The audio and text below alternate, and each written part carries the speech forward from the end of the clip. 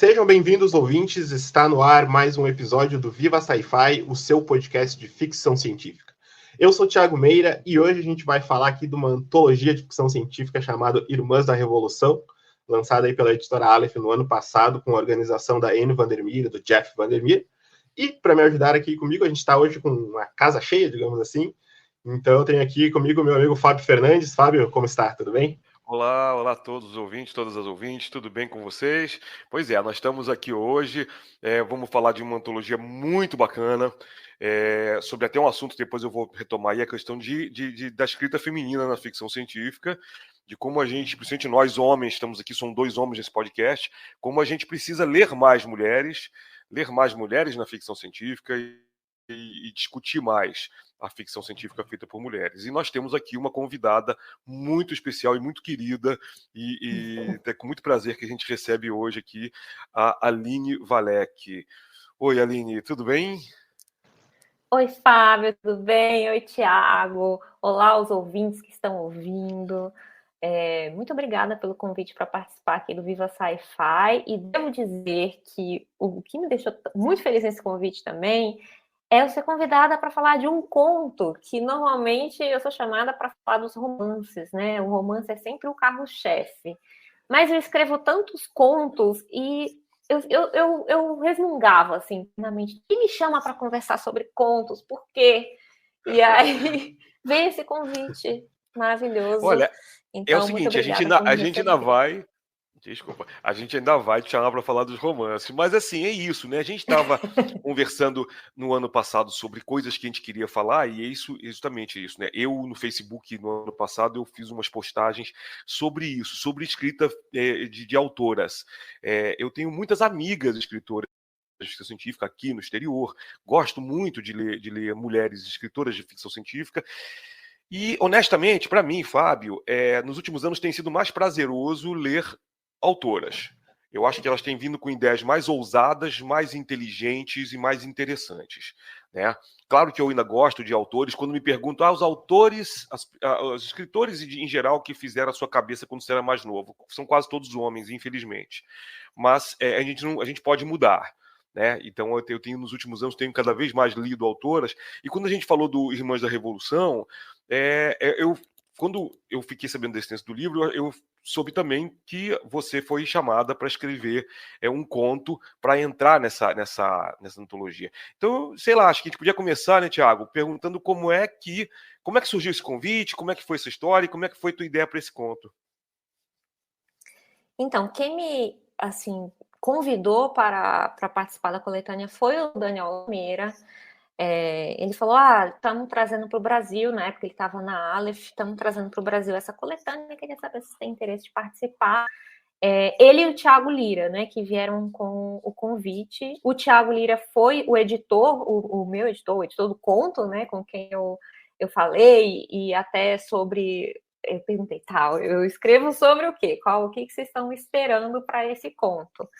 E aí ele falou dessa proposta de ficção científica feminista e que, na verdade, é uma proposta bem aberta, assim. Então, sabe aquela redação tema livre que apavora? É muito bom, né? Poder trabalhar com qualquer tema, mas, ao mesmo tempo, é muita possibilidade. Então, para onde eu vou? Então, ele me deu muita liberdade, assim, para pensar em qual tema, em qual abordagem que eu gostaria de trazer, e aí eu tive essa ideia, que era reunindo muitas das angústias mesmo que eu tenho no mundo digital, e eu quis ambientar essa história mesmo, trazer o digital para a história, e aí tem uma questão de um modo de pensar ficção científica, que eu acho que eu tenho que ligar uma chavinha da ficção científica na minha cabeça para contar uma história, né? Então, qual vai ser o elemento que é ficção científica, mas meio que como roupagem para essas questões que me incomodam, que me angustiam, e que nesse conto eu estava vendo que era bem em direção ao corpo nessa realidade digital que a gente vive. Mas eu queria fazer isso extrapolando, e aí que vem a chavinha da ficção científica, né? Que é poder extrapolar coisas que já estão presentes hoje. E eu acho que essa é muito a minha forma de raciocinar com ficção científica, porque eu sinto que quando eu escrevo ficção científica, eu não estou escrevendo necessariamente sobre o futuro, eu estou escrevendo sobre o agora, sobre o que está acontecendo, sobre o que eu já observo, né? Acho que quando eu falo que eu escrevo ficção científica, e essa é uma coisa que acontece muito aqui, que eu acabei de mudar de país, então eu estou naquele momento de aprender língua, de se apresentar. O que você faz? Eu sou escritora. O que você escreve? Quando eu falo ficção científica, as pessoas ficam um pouco... sabe, acho que elas têm no imaginário aquela ficção científica extremamente hard sci-fi, né? Então, ela escreve sobre naves, sobre foguetes, sobre matemática, e na verdade não, né? Eu uso a ficção científica como essa roupagem do absurdo, do fantástico, né? Não necessariamente dessas de tecnologia, de pensar no futuro. Não sou vidente, eu sou péssima para criar. O que você acha que vai acontecer daqui a 100 anos? Não sei. Posso contar umas histórias que não vão ser previsões, mas que eu acho que são repetições do que a gente já vê hoje. Então, pois bem, aí eu criei esse cenário e apresentei para o Thiago Lira e falei, faz sentido essa ideia, essa história? Ele fala, nossa, e eu não quis ler os contos, né? Ele me passou os contos para eu ter uma ideia, né, do que seria a coletânea. Eu resolvi não ler porque para não me influenciar, ou porque eu com certeza ia sentir um peso da comparação, sabe? De ver, caraca, mas eu vou escrever um conto que vai estar ali lado a lado com Octavia Butler, sabe? Com a Le Guin. Eu ia paralisar completamente, ou então eu ia ficar muito com a mentalidade meio limitada de tentar não ficar parecido. Então eu tentei ir mais livremente mesmo, né? E apresentar para o Thiago Lira e ele ver que fazia sentido dentro dessa constelação de contos que eles já estavam traduzindo. Poxa, legal, vai em frente. E aí, a partir de... né, eu entreguei um outline do conto. Inclusive, eu acho que eu preciso fazer um parênteses nesse processo, e eu acho que é porque é tão legal estar aqui conversando especificamente com o Thiago, com o Fábio, porque faz uns anos eu fiz um curso de contos com o Fábio Fernandes, excelentíssimo Fábio, e que mudou a minha forma de escrever contos, de pensar em contos. Eu lembro até que na aula você fala muito sobre o autor que é o Pentzer, né, o que senta e escreve, e o que é o planejador, que é o arquiteto, né, que você desenha tudo que vai acontecer no conto. E a partir desse curso, eu comecei a experimentar mais esse lado. É arquiteto, Fábio, que é o nome do... Não, eu falei plotter. Eu usei em português plotter, mesmo, em inglês mesmo. É planejador. Eu acho que planejador é um nome tranquilo para isso. Exato. E aí, a partir desse curso, porque eu era muito... Não, a minha escrita é selvagem. Eu venho na cabeça o conto sabe? E a partir desse curso foi que eu comecei a ser mais plotter. Né, de fazer um outline, de desenhar o outline, às vezes no outline já modificar a história e então escrever. E eu acho que isso, primeiro, me fez escrever muito mais contos, escrever de uma forma mais profissional contos também, né, porque eu comecei a fazer contos por encomenda. Eu acho que o outline facilita muito isso. E, por exemplo, fez parte desse processo também de eu apresentar a ideia pela outline para o editor entender se está dentro, né, da temática que eles querem trazer, se é uma ideia interessante, sem eu precisar escrever o conto inteiro para depois, né, refazer tudo, enfim. Então, é uma técnica incrível que eu levo hoje para tudo. Eu fui adquirindo essa característica mais plotter e menos Pentzer, menos loucona. E aí, a partir disso, eu desenvolvi o conto e é isso. Acho que a gente pode falar um pouco da história também, né? Eu foquei mais em processo agora.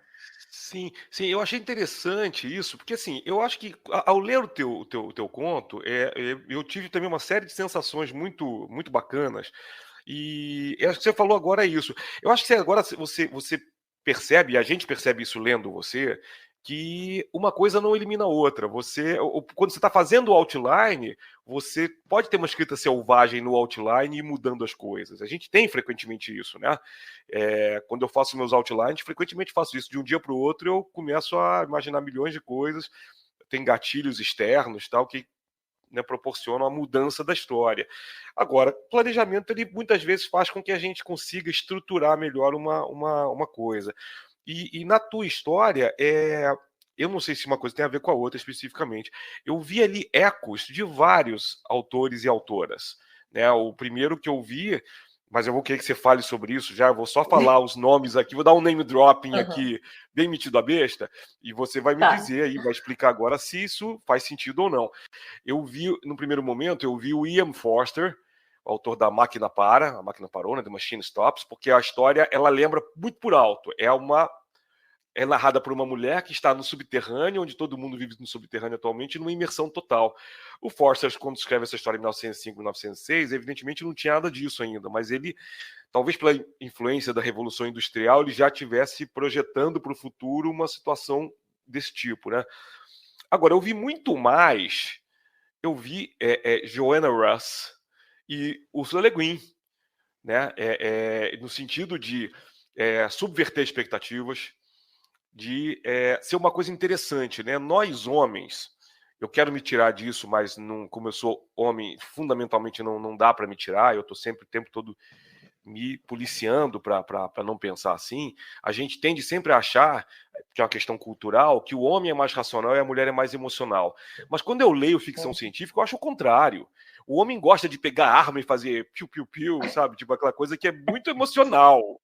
E a mulher é que para e pensa, não, cara, peraí, não é isso, não é assim. Calma lá, né? Então, o raciocínio da sua personagem, para mim, é brilhante. Eu acho que você tem uma história ali e que você subverte mesmo isso, né? A protagonista é a pessoa mais racional e a pessoa que interroga nem tanto, né? Ela se interroga e fica ali se interrogando. Faz algum sentido o que eu estou falando para você? Agora, por favor, me fala um pouco da história aí. Nossa, faz sentido, mas eu fiquei um pouco surpresa com as referências que você pescou. É claro que eu sou muito influenciada pela Le Guin. Por exemplo, A Curva do Sonho, talvez tenha um quê de A Curva do Sonho, que foi um livro que me marcou muito dela. Mas o Forster eu não conheço, nunca li. Então é engraçado como essas ideias se cruzam e se repetem. Mas eu não sei exatamente de que universo eu tirei essa inspiração de ir para o subterrâneo, ou se foi algo mais, tem uma experiência, algumas influências mais do audiovisual, né? Porque eu imaginei, na verdade, vamos falar um pouco da história, né? Para contextualizar. Nesse conto tem uma personagem, eu imagino que isso se passe num futuro distante, mas assim, de degradação constante da Terra, a um ponto que as cidades passaram a ser subterrâneas, imaginando que ficou inviável a atmosfera do lado de fora. Então, o pessoal jogou as cidades para baixo e as pessoas vivem mais ou menos como a gente. Talvez a minha experiência a minha influência tenha vindo da pandemia, né? Porque são as pessoas vivendo confinadas.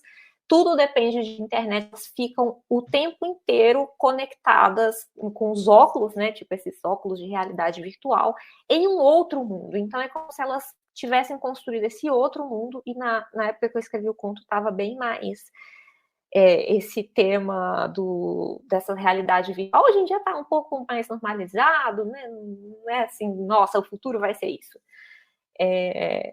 Mas eu estava imaginando isso, né? De um mundo em que as pessoas vão para esse outro mundo digital, porque não tem nada para você explorar, não tem como você viajar, não tem como você fazer nada. Mas ainda assim, as pessoas nesse mundo virtual, elas fazem turismo, elas vão visitar outras paisagens, e isso dá uma possibilidade de você ir para o vulcão, de você. Como seria o turismo nessa realidade, né? Então essa personagem, ela trabalha numa empresa de turismo, criando cenários, criando essas paisagens, digitais, que a mente dessas pessoas que vivem meio que na Matrix ali, né, conectadas ali, mas no subterrâneo, elas podem, enfim, ir para balada, ir para bares, trabalhar, tudo nessa outra realidade.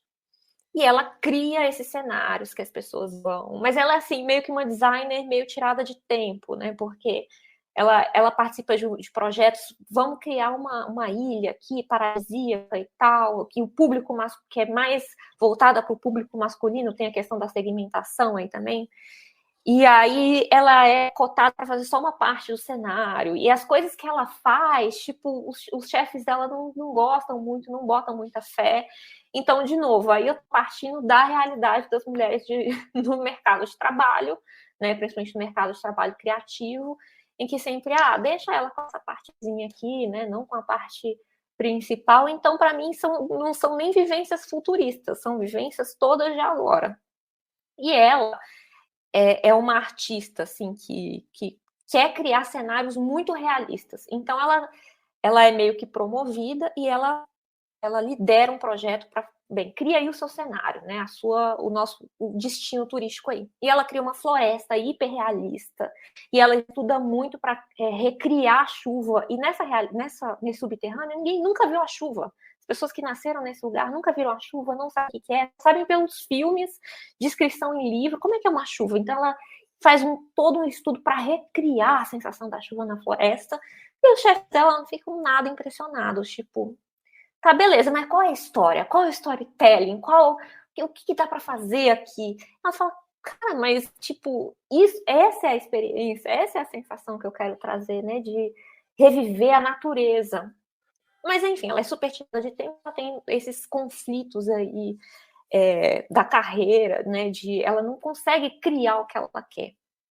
E aí é onde entra o que ela resolve fazer. Não vou dar muito spoiler, mas acontece que ela arruma um jeito de sair desse subterrâneo para conhecer os cenários da superfície, e ela encontra uma estação, uma antiga estação de mineração, que ela consegue conectar os óculos dela a esse sistema de mineração, e ela meio que consegue entrar na montanha, né? Vestir a montanha como ela veste os avatares nesse mundo digital. E aí ela desestrutura o sistema inteiro e ela é capturada, né? Ela é presa e ela é levada para uma salinha, que é onde começa o conto, né? Que ela está sendo interrogada por um cara do Departamento de Segurança de Dados, que quer entender como é que ela fez isso, porque tudo que ela sabe pertence a essa empresa, né? Tudo que ela viu, tudo que ela sabe, ela tem que compartilhar, porque não pertence a ela, pertence à empresa, porque ela está usando o sistema da empresa. E aí onde eu quero trazer esses questionamentos, né, de a quem pertence a imagem, né, ao nosso trabalho, nesse ambiente digital, que pertence a uma grande corporação. É tudo que estamos vivendo, então, assim, não é tão futurista, eu imagino, quanto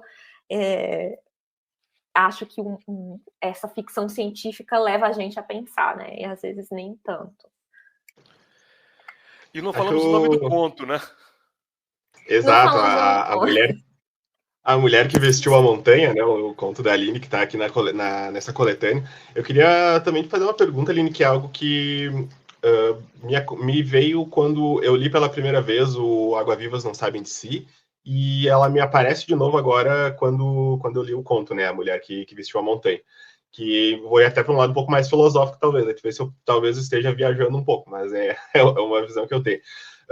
Quando a gente lê, principalmente escritoras mulheres de ficção científica, eu costumo ver como são muito mais desenvolvidas a questão dos personagens do que da tecnologia, ou vamos dizer que a questão tecnológica, a ficção científica, ela é o pano de fundo para narrar a história, mas o grande questionamento é, às vezes, alguma questão do personagem, né?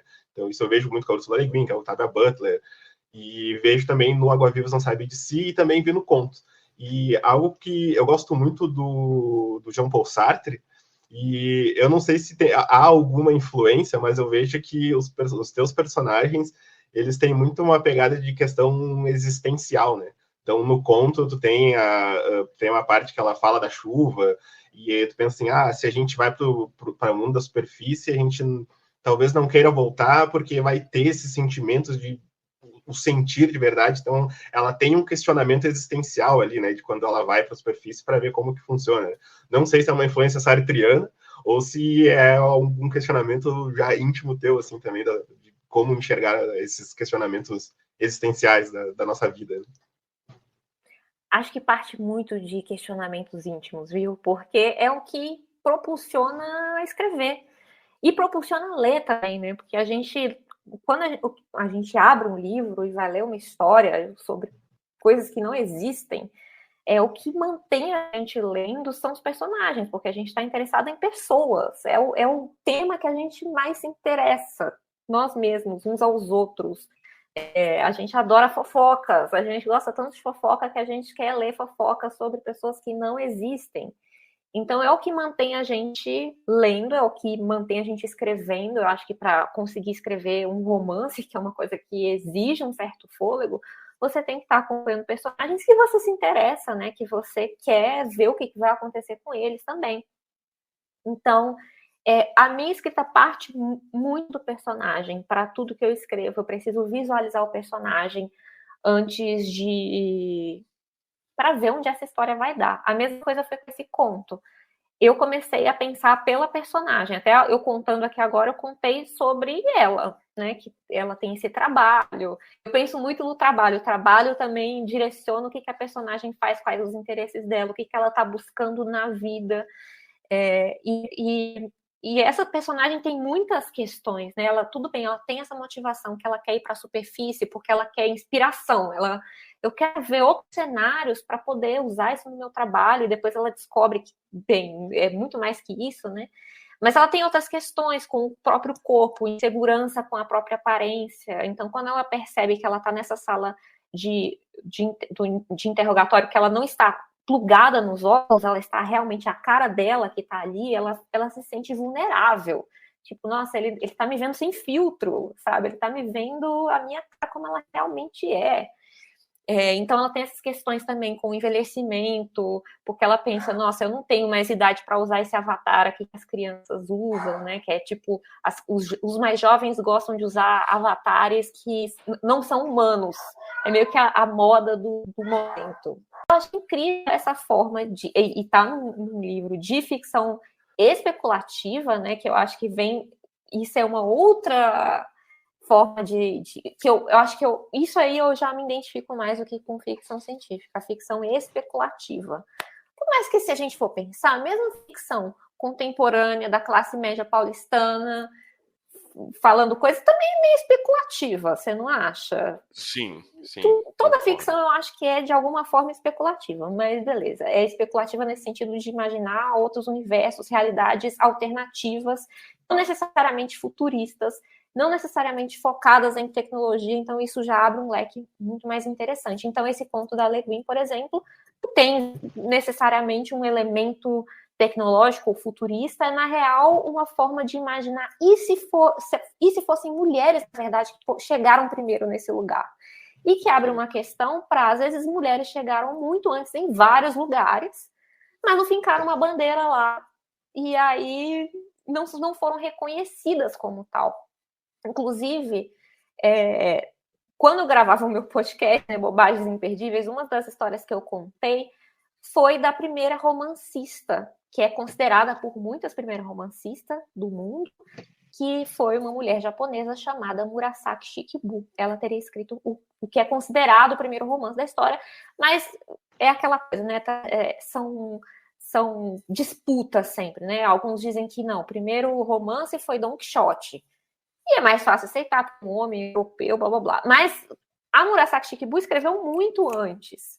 Mas ela estava numa cultura que era muito mais distante da nossa cultura ocidental, então talvez por isso não seja reconhecido, embora vários estudiosos tenham estudado esse romance, né, que é o romance de Genji, e visto, não, tem características do que é o romance considerado contemporâneo hoje. Então, tinha lá uma mulher fazendo isso já, mas não foi. E isso me levou a pensar nesse conto da Le Guin, né, de como, às vezes, esse pioneirismo feminino fica soterrado, né? Não é reconhecido exatamente porque o homem vai lá, dá o nome dele para as coisas, finca a bandeira e fala, cheguei aqui.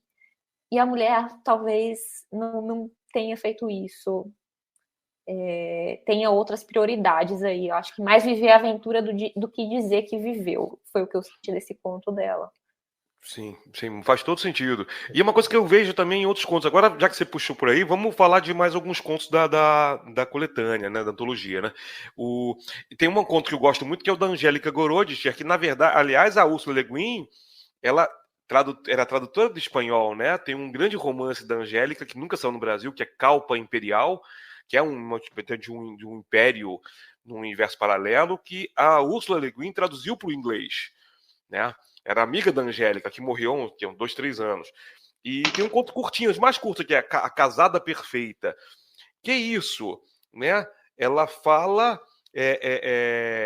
ela dá um desfecho meio weird, meio serial killer, não posso também ficar, né? Não vamos tentar evitar spoilers dos contos. Há uma coisa de vida cotidiana da mulher. E acho que uma boa parte dos contos que eu li aqui são contos que começam com uma coisa que parece um cenário de vida cotidiana da mulher, mas revelam um universo mental muito mais rico, né? Por exemplo, tem aqui vou falar aqui, os contos que a gente estava conversando antes, eu e o Thiago, sobre contos que a gente leu, o que a gente gostou, né? Eu já tinha lido alguns contos em outras antologias, e aí eu tentei cobrir a lacuna aqui lendo os outros contos, né? Por exemplo, um conto que eu já tinha lido várias vezes, eu gostei muito, que é o When It Changed, né? Que aqui são Quando Mudou, da Joanna Russ, que é no mesmo universo do livro The Female Man, que não saiu no Brasil ainda e precisa sair urgentemente, né? Mas é muito interessante, que é do planeta que, graças a uma praga que aconteceu gerações antes, os homens morreram e as mulheres aprenderam a fazer reprodução, né? Mais ou menos com partenogênese, né? Mas o interessante é que na vida pousa uma nave com homens ali e os homens, tipo, como assim? Como é que vocês se viram sem a gente? Não, vamos lá, vamos fazer acontecer. E claro, tem um homem ali que é um estuprador em potencial e as mulheres, evidentemente, vão lidar com essa situação da melhor maneira possível, né? Posso falar assim, dar spoiler. Mas é sempre uma coisa assim, né? A mulher acaba tendo que fazer, em vários contos, não todos, tá? Mas esse conto, por exemplo, é ou A Mulher que Pensou que Era um Planeta, da Vandana Singh, que é sempre a mulher tendo que formular sua identidade, eu ia falar framing, né? Não sei como é que fala em português, esqueci. Modular sua identidade com relação ao homem. Então, a mulher que pensou que era um planeta é uma mulher que aparentemente está tendo um surto psicótico, mas tudo que o marido dela é uma senhora já de seus 70 anos indiana, e tudo que o marido dela sabe falar é como eu sou infeliz com minha mulher. Quem é que vai cuidar de mim agora que minha mulher está tendo um surto? Né? E eu já vi isso na vida real. Eu conheci pelo menos uma pessoa, não vou citar nomes aqui, também não é do meio, né? Que a mulher teve realmente um problema psiquiátrico e o cara chegava no Twitter e começava a falar dos surtos da mulher e para dizer como ele era infeliz, coitado dele. Aí eu perguntei para ele, cara, e tua mulher? E aí, cara? Aí o que ele fez? Se divorciou da mulher. E deixou que a mãe da mulher cuidasse dela. Porque imagina que ele ia cuidar da mulher psicótica. Quer dizer, é muito complicado isso, né? E como eu falei antes, o homem é o que foi o histérico, né? Entre aspas aí, não foi o emocional, não foi o racional, né? E o homem se gaba muito de dizer que ele é o racional, mas eu não vejo muito racionalismo nos homens, não. Eu acho que esses contos aqui são uma porrada na cara. Eu acho que esse programa está sendo feito, eu acho que é mais para os homens que ouvem a gente, né? Poderem ler esses contos. Eu acho que esses contos são fundamentais. Eu não vou cansar nunca de repetir aqui em outras mídias onde eu escrevo, onde eu gravo, que é importantíssimo que a gente leia autoras. Sei lá, a minha formação não foi uma formação machista. Eu vim de um lar muito equilibrado nesse sentido. né? E por isso eu sempre tive uma dificuldade de ter esse comportamento do macho, né? Machocêntrico, tipo, eu vou sair para tomar. Hoje eu não vou ficar com a minha mulher porque hoje eu tenho chopp com meus amigos, hoje eu tenho futebol com meus amigos. Eu nunca tive esse comportamento, não. Aliás, hoje eu vou falar até público aqui. Daqui a pouco eu vou ter que parar a gravação aqui, porque hoje a gente faz aniversário de namoro, eu e a Patrícia. 6 anos que a gente está juntos. Então nós vamos comemorar, passar o dia comemorando, né? Mas eu fiz questão de gravar isso aqui com vocês para mostrar para todo mundo que está ouvindo aqui a minha apreciação pela Aline, pelos trabalhos dela, pelos livros dela, agora pelos contos também, né? E assim, para dizer isso, né? Eu já tô quase como se estivesse fechando o programa. Desculpem, gente, eu não tô fechando, não. Falei até com o Thiago nos bastidores que eu tô falando demais. Então eu vou pedir que o Thiago tome as rédeas agora aqui e fale um pouco sobre os contos que ele gostou também na antologia e possa falar um pouco também da Aline mais. Eu acho legal que um dos contos que eu mais gostei ali foi um conto que ele até tem um tiro curto, né? Que é da Angie Okorafor, né? Não sei falar muito bem o nome dela, mas acho muito legal que ela é uma escritora. Ela nasceu nos Estados Unidos, mas os pais dela são imigrantes nigerianos, né? E a história dela, o conto dela se passa, né? Na Nigéria. E achei legal que ele acho que foi o conto mais acho mais forte ou mais direto, talvez, nessa questão feminina, né? Que o conto se chama A Bandida da Palmeira, né? Então, ela fala muito sobre as tradições nigerianas, fala que as mulheres tinham os seus lugares de não fazerem coisas muito vis, elas não podiam subir nas palmeiras, né? E essa bandida da palmeira, ela é uma mulher que ela era solteira, ela não tinha filhos, ela tinha todo um papel diferente do que era esperado uma mulher ter no período ali que ela conta, né? O conto dela, né?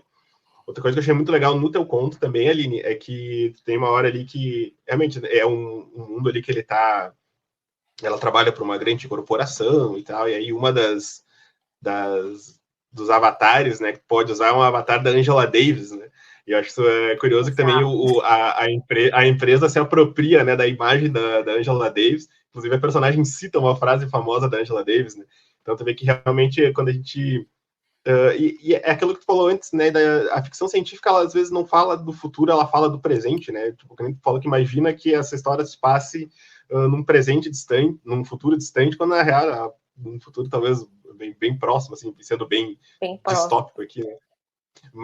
Eu acho interessante pensar, desculpa, mas só fazer um parêntese com isso que você falou sobre ser o presente, é interessante observar isso em outros contos também, porque essa coletânea tem contos dos anos 70, dos anos 80, então tem contos que são ou de realidades alternativas, ou de coisas que estão acontecendo no presente, ou futuristas, mas é interessante ver a mentalidade não só de culturas diferentes representadas por essas autoras, mas também de épocas diferentes, né?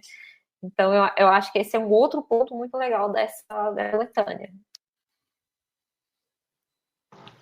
E tem algum conto assim que tu gostou mais dele? Não sei se tu chegou a ler os contos depois, né? Que tu não quis ler eles antes, né? Não sei se depois teve aquela curiosidade. Não li todos, mas eu acho que o que eu mais gostei até agora foi o da Le Guin, esse Sur, que foi o que me pegou mais. Justamente por ser meio surpreendente, porque, assim, eu já li outras coisas da Le Guin e ela, assim, extrapola, assim, ela cria futuros mesmo. Mas nesse aqui, ela meio que está contando uma coisa que aconteceu no passado, né? E que parece real, né? Que parece... Eu fiquei realmente naquela dúvida se ela estava narrando um fato verídico, porque foi um conto até que saiu num jornal, né? Numa revista. E eu fiquei, gente, isso foi o que mais me pegou no momento, mas ainda estou degustando os contos. Eu queria só fazer uma observação aqui que eu falei de alguns contos, mas os contos que eu falei não foram os que eu mais gostei. Eu gostei do primeiro e eu acho muito interessante o primeiro, As Palavras Proibidas de Margaret A., da Elle Timmel Duchamp. A Timmel Duchamp eu conheci pessoalmente em Seattle quando eu estava lá na Clarion West. E ela é uma escritora muito ativa lá até hoje. Tem uma editora, a Aqueduct Press, é dela. Né? Já publicou muito Nisi Shaw, inclusive, que é uma outra autora, não está aqui, mas uma autora que foi muito publicada por ela lá. E Eu acho que muito interessante, Aline, que eu acho que esse conto e o teu fazem uns brackets para fechar bem, para cobrir a coletânea. É o primeiro, né, dela. É o primeirão. Você tem a coisa da Angela Davis e ela tem uma personagem que seria uma versão mais radical da Angela Davis ainda, no futuro, aí que eu poderia dizer distópico, sim, né? A mulher está presa há 20 anos pelas palavras dela, e é um conto muito interessante, porque quais são as palavras que ela disse? Elas não podem ser reproduzidas no conto, né? Então, como se a mulher fosse uma pessoa tão... É quase um 1984, né? A pessoa que é tão nociva, tão tóxica para o establishment masculino, né? Claro, que as palavras não podem ser reproduzidas nem pela pessoa que está narrando o conto, que encontrou com ela pessoalmente, e a pessoa está escrevendo isso anos depois. Mas a pessoa nem consegue, não tem como reproduzir essas palavras. Então eu acho que é uma coisa que ele é parecido com o teu, embora o tema seja quase que o oposto, né? Tem um aprisionamento, uma mulher que não vestiu a montanha, mas ela está como se aprisionada no fundo de uma montanha, onde ela não pode sair, né? Eu acho bem, bem interessante isso. E um outro que me assustou muito, me apavorou muito, que chama-se Medos, da Pamela Sargent. Também é um conto da década de 80, que coloca um futuro onde, por alguma praga, não é praga, não, ela explica, né? Por um desenvolvimento tecnológico, as pessoas podem escolher o sexo dos filhos, então começaram a escolher homem, homem, homem, homem, e as mulheres começaram a escassear na humanidade. Isso começou a gerar muita violência contra as mulheres, e as mulheres viraram meio que, primeiro, artigo de luxo, e também tendo que se esconder para não ser mortas. Então é uma coisa muito assustadora, né? Porque tem um eco aí muito leve de conto da Aya, tudo mais, tal, né? Mas aí sim podemos dizer que é uma realidade distópica, né? Mas são futuros que são assustadores mesmo, né? Como eu te falei, a escrita da mulher na ficção científica quase sempre ela é em identificação contrária do homem, né? Porque. E aí eu não digo nem que é contrário no sentido de atacar, é no sentido de se defender mesmo, de empurrar, né? Dizer, não, eu não quero isso, eu não quero esse mundo masculino que eu sou obrigada a vivenciar. Né? É uma busca de um outro lugar, até o que você estava falando das palavras proibidas, né? Uhum. E que tem, eu acho que um pouco do meu ponto também, que é a mulher indo para um lugar que é além do permitido, né? Quando essa fronteira do que é permitido, do que é estabelecido, e é ela que vai, né? Ela que até não é difícil falar sem spoilers, mas eu quis colocar esse interrogador também como uma peça desse espelho por contraste, né? Entre um homem e uma mulher. Qual vai ser o papel, né, do homem nessa minha história? E eu não queria colocar ele assim como por mais que ele seja protagonista, né? Porque ele trabalha para essa corporação. No final das contas, todo mundo trabalha, assim como trabalhamos de graça para o Instagram. Mas ele tem as próprias dúvidas dele. E o relato daquela mulher meio que vai cutucando todas aquelas curiosidades dele e aquela coisa do orgulho também, né? De tipo, nossa, mas eu vivo altas aventuras aqui, eu vou no vulcão, eu luto com caranguejos gigantes, sei lá, ele né, nessas experiências digitais, mas foi essa mulher que foi lá em cima, num lugar perigosíssimo, que ninguém consegue voltar vivo. Às vezes nem sabem, né? Porque só o medo já mantém as pessoas afastadas de lá. Sim. E ele fica tocado por aquilo. Então, quis colocar um pouco esse papel, que talvez nesse da que é um planeta, né, também tenha isso de tipo, essa mulher é louca, né? E às vezes são experiências assim, todas muito raras, na verdade. Não dá nem para pensar que, nossa, isso aqui é um exagero. Você até mesmo contou uma história aí da vida real, em que a mulher ela vai além do limite e ou é descreditada, ou é apagada, ou enfim, não, ela é maluca, o que tá fazendo lá? Mas ainda assim desbravando além dos limites, né? Sim, sim.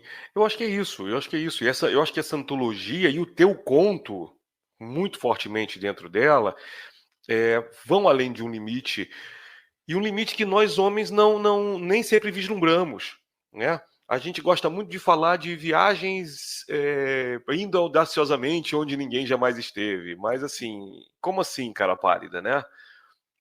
Eu acho que vocês, mulheres, e é horrível falar isso, né? Porque parece nós e eles, mas no objetivo que não é esse, não. Para dizer o seguinte, eu acho que para mim vocês escrevem melhor que os homens, porque é isso, vocês veem. Eu acho que talvez tem isso, né?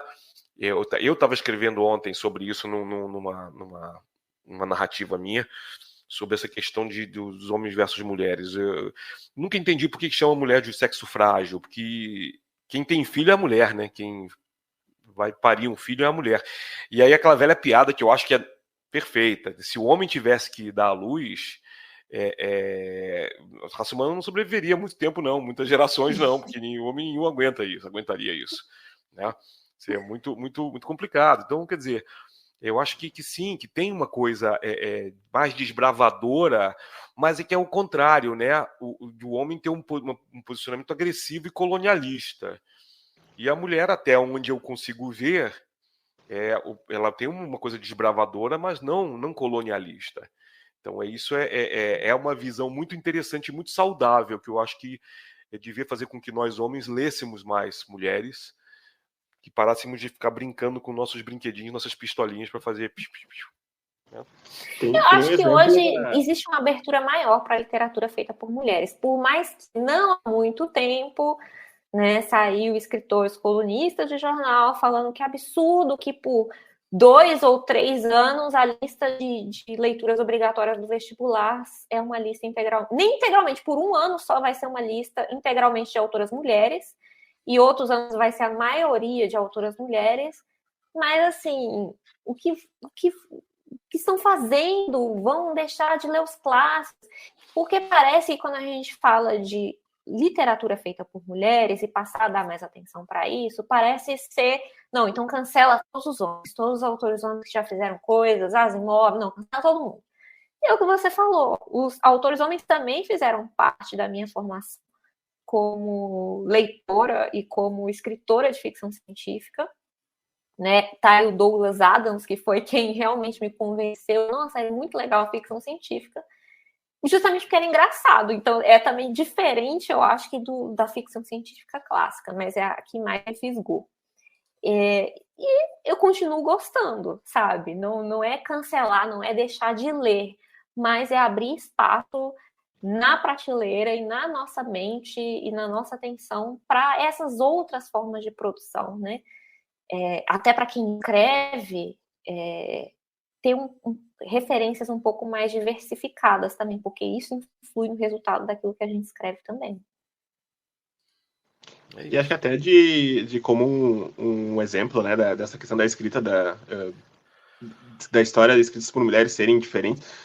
Eu gosto muito do exemplo que é da Octavia Butler, por exemplo, falando do Kindred, né, que ela faz ali uma história de viagem do tempo, e a gente vê que quando a gente pensa numa viagem do tempo, usando um exemplo do cinema, né, do De Volta para o Futuro, por exemplo, a gente tem o Marty McFly vivendo uma aventura emocionante, um romance ali, e tu vê que a personagem da Octavia, quando ela viaja no tempo, a questão dela é sobreviver num momento de escravidão, né, uma personagem mulher negra, né?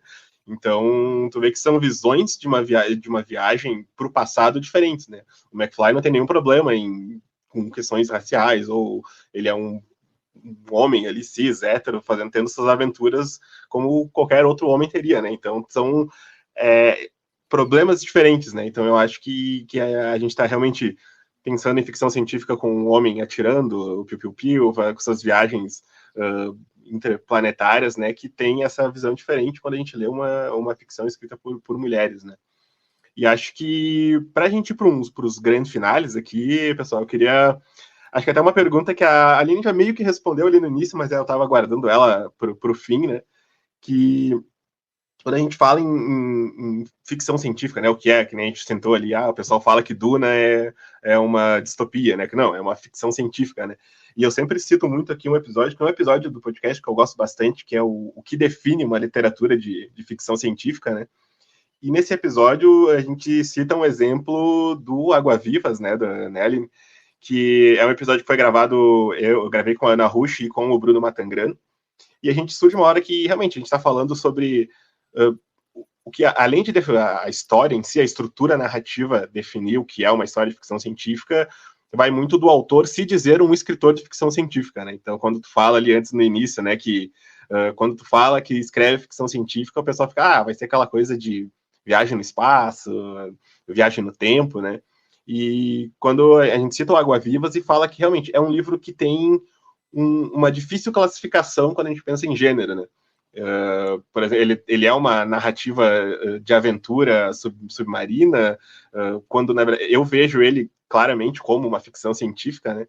Mas aí surgiu essa questão assim, tu se enxerga realmente como uma escritora de ficção científica, porque no conto tu realmente extrapola as questões tecnológicas ali, mas no Água-Vivas realmente ele é um pano de fundo um pouco mais suave, podemos dizer assim, né? Sim.